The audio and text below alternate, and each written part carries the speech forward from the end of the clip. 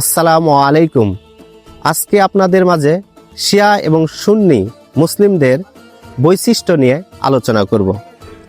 বর্তমান বিশ্বে ইরানে প্রায় 80% শিয়া মুসলিম বসবাস করে, যাদের আকীদা সম্পূর্ণ ভ্রান্ত ধরনের। তারা বিশ্বাস করে কুরআন মাজিদ মুহাম্মদ সাল্লাল্লাহু আলাইহি সাল্লামের উপর ভুল করে জিবরাইল আলাইহিস সালাম নাজিল করেছেন। এটা নাজিল হওয়ার কথা ছিল আলী রাদিয়াল্লাহুর উপর।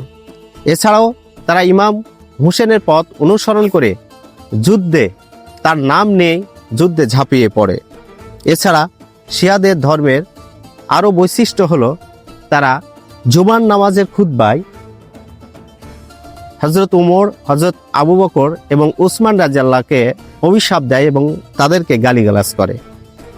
এই জন্য করে যে তারা অবৈধভাবে খেলাফতে অধিষ্ঠিত হয়েছে। এটার হক ছিল আলী রাদিয়াল্লাহর উপর। তারা আজানে আলী রাদিয়াল্লাহর নাম উচ্চারণ করে। এক কথায় মুহাম্মদ সাল্লাল্লাহু আলাইহি সাল্লামকে গুরুত্ব না দিয়ে তারা আলী রাদিয়াল্লাহকে বেশি গুরুত্ব দিত।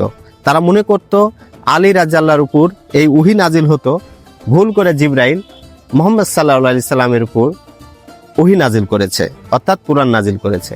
এটাই তাদের আকীদা, যার কারণে সুন্নি মুসলিমেরা তাদেরকে বিশ্বাস করে না এবং তারা ইসলামের পরিপূর্ণ আকীদায় বিশ্বাসে নাই। এটাই হলো শিয়াদের বৈশিষ্ট্য।